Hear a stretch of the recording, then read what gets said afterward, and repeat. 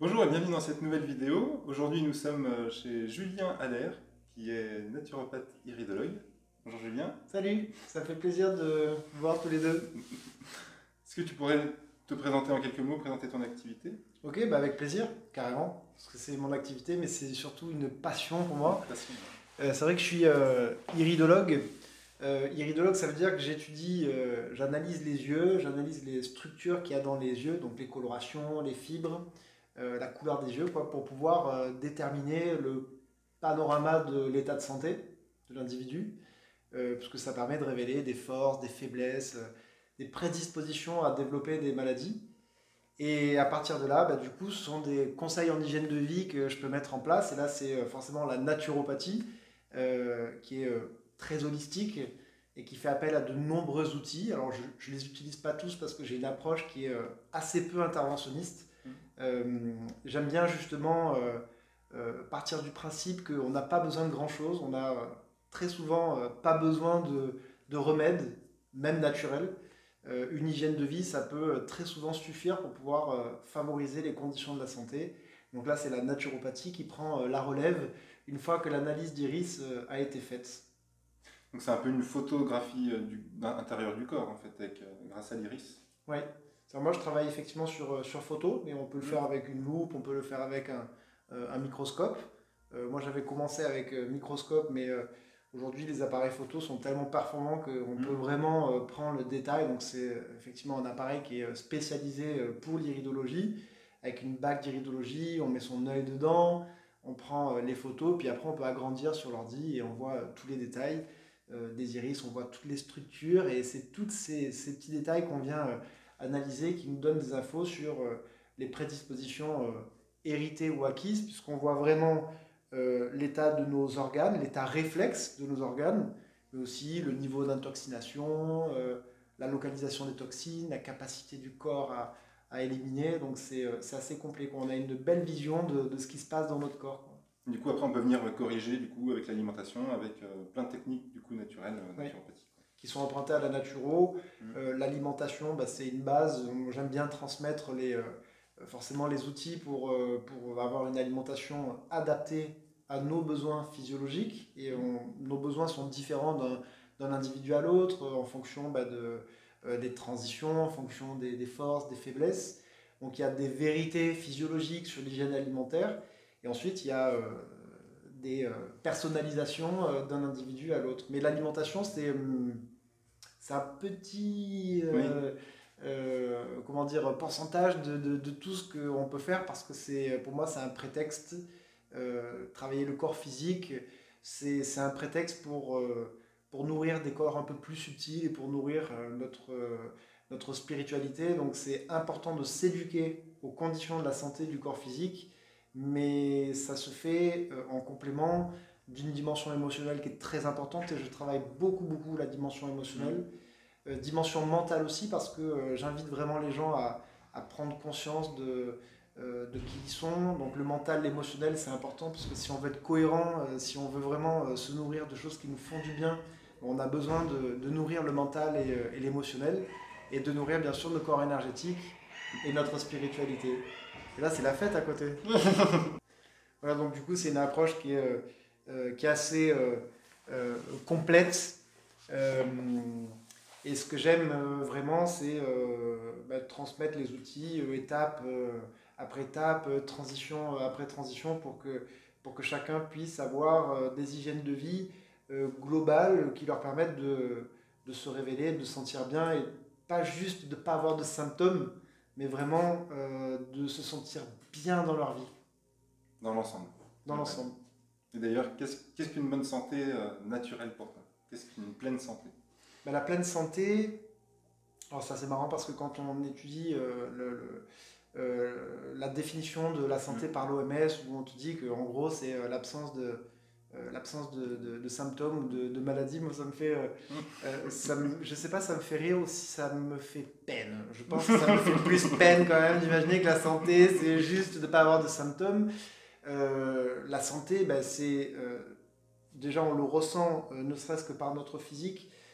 Notre physique, c'est vrai que donc ça rejoint un peu l'OMS, et que si on a des symptômes, c'est qu'on n'a pas, on n'a pas une santé optimale, bien que ça se discute quand même, parce que pour être en santé, notre corps physique fait des symptômes et des maladies. C'est la biogonie, c'est le sens de la vie, le sens de l'énergie vitale, donc le sens du symptôme, qui est l'effort que fait le corps pour rétablir un état de santé. Donc moi, je pars du principe qu'on peut tout à fait avoir une pleine santé tout en ayant des symptômes. Oui. Le principe de la maladie aiguë, du coup, qui vient corriger quelque chose Exactement. qui est à l'intérieur. Et quelque chose qui est très facile à intégrer. Si on a mangé un poison, notre corps il va faire un symptôme, il va créer un vomissement pour nous guérir. Mais est-ce que ça veut dire que si on vomit, on n'est pas en bonne santé? Au contraire, puisqu'on a l'énergie pour éliminer le poison qu'on avait consommé. Donc c'est tout à fait possible d'avoir des symptômes et d'avoir la pleine santé. Mais quand on n'a pas de symptômes, si on sent que nos émotions sont quand même pas bien nourries, si notre quotidien n'est pas cohérent entre nos pensées et nos actions, si par exemple on a des croyances limitantes, si on a envie de faire quelque chose et qu'on ne le fait pas, si on fait quelque chose au quotidien qu'on n'aime pas et qu'on se sent piégé parce que notre métier ne nous convient pas, là en fait on n'a pas une pleine santé, parce que la pleine santé, c'est pas que sur le physique, c'est pas que si oui ou non on a la forme et qu'on peut courir quand on a besoin de courir, ou la pleine santé, c'est quand aussi notre quotidien est une accumulation de plein de plaisirs de la vie. C'est-à-dire que si vraiment chaque jour, chaque instant, c'est des paillettes, c'est des choses qui font du bien, c'est du beau. Si voilà, quand on ferme les yeux et qu'on les ouvre et qu'on trouve que ce qui est autour de nous, c'est beau et qu'on se sent bien dans cet environnement-là, là, c'est qu'on est sur le chemin de la pleine santé. C'est vrai que le travail, on y passe à peu près 7-8 heures par jour, enfin en moyenne, hein, ça dépend des gens. Mais du coup, c'est vrai que c'est pour moi. C'est un peu plus. Mais c'est vrai que si on n'est pas heureux là-dedans, ça peut pas aller. Au bout d'un moment, ça va venir nous rattraper et peut-être attaquer la santé. Le truc, c'est que si tu es coincé dans un métier qui ne te convient pas, et si on n'utilise pas du coup notre mental pour réfléchir, pour trouver des solutions, soit pour faire évoluer notre travail, parce que peut-être qu'on peut apporter des améliorations dans notre travail pour qu'il nous plaise à nouveau, soit pour carrément changer, mais c'est hyper important de ne pas rester coincé là-dedans, parce que ça ne peut pas être nourricier. Ce qui me vient à l'esprit, c'est vraiment si on est obligé de garder un travail pour des raisons, je sais pas, financières par exemple, sinon on est en galère, sinon on n'a pas d'argent, donc pourquoi pas? Mais dans ce cas-là, on se raccroche au fait que c'est un travail alimentaire, qu'en fait on trouve une grande satisfaction à récupérer un salaire qui nous permet d'éduquer nos enfants, enfin j'en sais rien. Bien sûr, ça peut être, oui. On trouve en tout cas le côté positif pour ne pas se faire ronger par des situations. Puis en même temps, on réfléchit à savoir comment on peut le faire évoluer pour que ce soit plus agréable, plus constructif. Mais d'ailleurs, que signifie pour toi être libre et heureux? Parce que c'est un peu notre credo. Être libre et heureux, on pourrait débattre sur la liberté et après sur le fait d'être heureux. Qui appartient, oui, ça appartient à chacun. Ouais, être heureux, c'est une quête comme la quête de la pleine santé, et puis c'est incontestablement en lien, les deux sont en lien de toute façon, parce que ce chemin sur lequel on se dirige, où on devient de plus en plus cohérent, où on est libre de nos pensées d'ailleurs, c'est-à-dire que nos pensées, peut-être que la société n'est pas construite comme ce que nous on imagine avec nos pensées, mais ça ne change rien sur le fait que nous avons notre liberté de penser. Donc notre mental, on a tous besoin de le nourrir, de toute façon, c'est évident. On a tous besoin de réfléchir, d'essayer de comprendre l'environnement dans lequel on évolue. Et ça, c'est une liberté que jamais personne ne pourra nous enlever. Même quand on nous dicte des choses, même quand on t'oblige à porter un masque ou ceci ou cela, tu peux, toi, être libre de dire... voilà, peut-être que si je veux aller faire mes courses ici, je suis obligé de mettre le masque. Ça, c'est une réalité. C'est une réalité, mais tu es libre de comprendre que ça sert à rien, que c'est du pipeau, que en fait, on nous prend parfois un peu pour des débiles, où on essaye de nous faire croire des choses qui sont pas complètement justes, parce qu'on sait aujourd'hui, par exemple, juste pour rebondir sur cette histoire, que on n'a pas eu l'épidémie qu'on attendait et que la transmission potentielle du virus ne se fait pas comme ça et qu'un masque ça change rien. Ça se fait éventuellement par le toucher et donc ça n'a pas vraiment de sens. Mais ça, par exemple, nous on peut être libre libre de ses choix et de ses pensées. de ses pensées sans que personne puisse nous dire ce que l'on doit penser.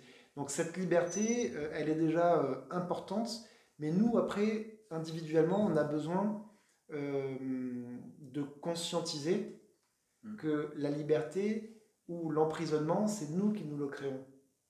Et c'est pas quelqu'un, en fait. Mais Puisque la liberté de penser, personne ne peut nous empêcher ça. Donc c'est déjà important d'intégrer que des fois, ce sont nos propres limitations dans la vie qui font qu'on n'est pas libre. Et on se croit emprisonné par un patron, par un environnement, par notre couple ou par notre vie familiale ou amicale. Mais c'est nos propres limitations dans la vie qui nous enferment. Donc déjà, il y a ce premier point sur la liberté, quoi. C'est l'enfermement. Bien vu. Langage des oiseaux. Oui.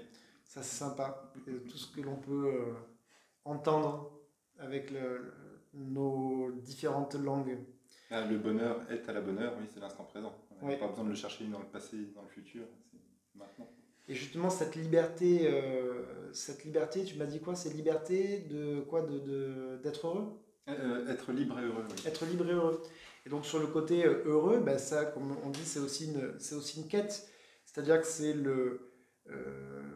être heureux, ça fait appel à des émotions avec lesquelles on est en accord, qui peuvent introduire des émotions désagréables, mais parce qu'en fait l'émotion désagréable, c'est aussi quelque chose qu'on a besoin d'exprimer. Mais il n'y a pas Comme le d'émotion vomissement. positive ou négative. Tout est positif à vivre, Bah oui. si tu t'autorises de le vivre. Mais après, le bonheur, c'est une émotion qui est particulièrement nourricière, qui peut, j'imagine, avoir des petits pics, avec un pic de joie, avec un pic d'émotions comme ça qui sont agréables à vivre. Mais quand notre quotidien est vraiment une accumulation de tous ces plaisirs et de toutes ces émotions qui construisent, qui nourrissent, qui sont belles et qui font du bien, ben, on arrive petit à petit vers le bonheur. J'ai l'impression qu'on imagine que le bonheur parfois se pose sur une chose ou un acte ou quelque chose de matériel. Mais je pense que c'est beaucoup plus global que ça et c'est aussi dépendant de ce que chacun vit dans son esprit, quoi. De ce que l'individu trouve beau et qui l'amène vers le bonheur parce qu'en fait il est cohérent dans l'environnement dans lequel il évolue. Donc, oui, comme tu disais tout à l'heure, ouvrir les yeux et ça peut être des pics de joie, des pics de plaisir qui font qu'au bout d'un moment, la somme fait que c'est ça fait le bonheur. Ce qui fait le bonheur, en fait, c'est quand ton environnement, quand ton quotidien te satisfait vraiment et que tu restes dans cette quête d'avoir envie que cet environnement soit nourricier, en acceptant qu'on a besoin parfois de vivre des émotions qui sont désagréables, mais qui sont juste des miasmes émotionnels qu'on a besoin d'évacuer pour que le bonheur puisse rester longtemps et rentrer ou du moins rester dans notre corps si on l'a fabriqué par plein de petites choses, mais qui est vraiment la place justement de se sentir nourri par cette chaleur agréable. Vous laissez partir pour que le bonheur vienne prendre place. Oui. On fait la place avec les miasmes émotionnels, on évacue, on détoxe, et du coup on peut se remplir de beau, de choses qu'on apprécie vraiment et qui nous nourrissent et qui nous amènent vers le bonheur. J'avais une question par rapport aux yeux, du coup. Il y a des gens dans la rue, donc nous on y remarque, mais il y a des gens des fois qui ont la pupille dilatée, et des fois beaucoup. Des fois il y a vraiment les yeux très noirs. On voit quasiment plus la couleur de l'œil. Est-ce qu'il y aurait une explication au niveau de l'iridologie par rapport à ça? Oui, il peut y en avoir. Bon, ça dépend si ces gens tu les vois dans la rue en sortie de boîte de nuit, oui. Ou si tu les vois... Donc on ne parle pas de drogue là. Ça... Parce qu'on sait que la drogue, oui, ça fait... Hors drogue, effectivement, parce que c'est vrai que certaines drogues en fait stimulent le système nerveux et ça crée une dilatation de la pupille. Concrètement, physiquement, physiologiquement, la pupille se dilate quand il y a de l'adrénaline dans notre organisme.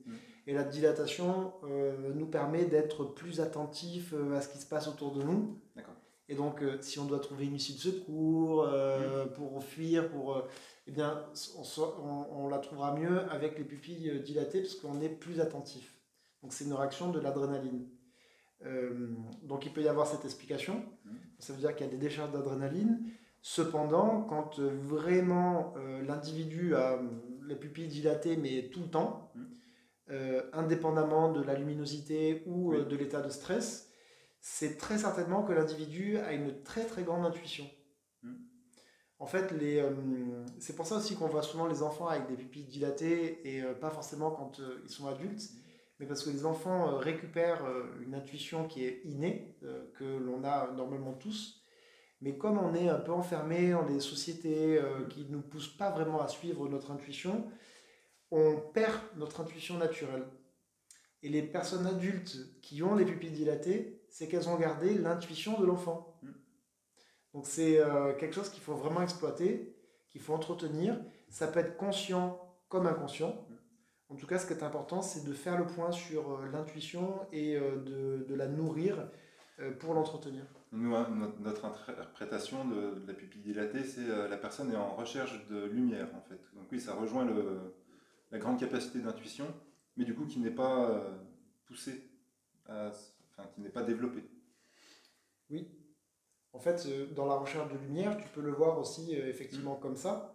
On a tous besoin de lumière de toute façon, mais il y a des personnes qui en ont besoin encore plus que d'autres, soit parce que ça leur permettra de révéler une qualité très forte qu'elles ont, qui sont faites pour être partagées, pour être... et donc c'est pour notre bien à tous, parce qu'on est tous interconnectés et on a tous besoin de la lumière des autres. Donc ça peut venir effectivement de là. C'est vrai que la pupille, si elle se dilate quand on est dans des endroits qui sont en général sombres aussi, pour mieux voir, pour être plus attentif. Oui, bien sûr, bah oui. Et donc c'est pour ça que tu fais ce lien-là. Donc ça a vraiment du sens, bien sûr. Mais oui, enfin, des fois, on les voit, les gens, ils sont en pleine lumière et il y a quand même les yeux noirs. C'est pour ça la question. Ben après, ça dépend où est-ce qu'ils vont porter leur attention et leur lumière, justement. Mais c'est des choses à exploiter, en fait. Et il faudrait d'ailleurs même demander à ces individus-là ce que représente la lumière pour eux. Oui. Parce que selon ce que ça représente pour eux, ça pourra révéler les choses dont ils ont besoin. Oui. Et en fait, tout le monde ne va pas mettre la même explication, la même définition de ce qu'est la lumière. Donc on pourrait prendre chaque individu individuellement et lui dire qu'est-ce que ça représente la lumière pour toi, et ce qu'il partagera, très certainement ça permettra de révéler les choses dont il a besoin. Sa vérité. Sa vérité.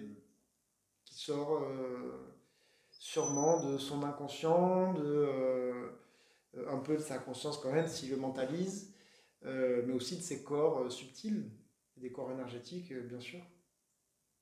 Merci. Est-ce que tu as quelque chose à rajouter pour les personnes qui nous écoutent? C'est des choses à rajouter, mais moi je peux parler pendant 3 heures si vous voulez.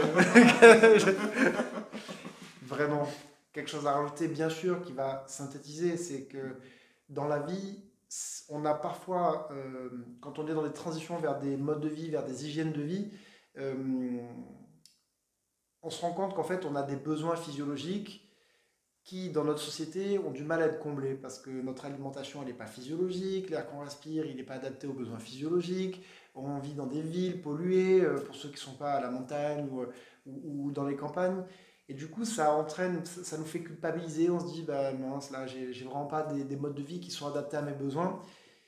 En réalité, tout ça, faut vraiment le prendre dans la globalité, parce que si on culpabilise, si on est en plus dans une ville polluée, qu'on aime bien parfois manger n'importe quoi et qu'on mange des aliments qui ne sont pas physiologiques, mais qu'en plus de ça, on culpabilise, qu'on stresse, qu'on est anxieux et qu'on n'est pas cohérent et tout ça, en fait, on se détruit, on se ronge encore plus. Donc on a besoin vraiment de travailler des dimensions de la santé subtile, de prendre conscience de qu'est-ce qui nous plaît vraiment dans la vie et qu'est-ce qui nous anime et de le faire avec plaisir. Et si notre plaisir c'est de manger du chocolat ou des sandwichs au fromage ou j'en sais rien, moi, ou de rester en ville polluée, il faut conscientiser ça, le faire avec plaisir parce que c'est nourricier, mais aussi s'éduquer sur qu'est-ce qui va nourrir vraiment mon corps, est-ce que des fruits, des légumes, des verdures, est-ce que je peux faire une compatibilité alimentaire particulière qui permettra de mieux digérer le fromage que j'ai envie de manger si on mange trop de fromage. Donc il y a toujours des moyens de compenser et ça passe vraiment par de la déculpabilisation euh, pour, pour pouvoir se sentir libre et pas enfermé, justement. Merci beaucoup pour cette interview. Et puis, on met le lien du site de Julien dans la description. Et puis, on vous dit à bientôt. À bientôt.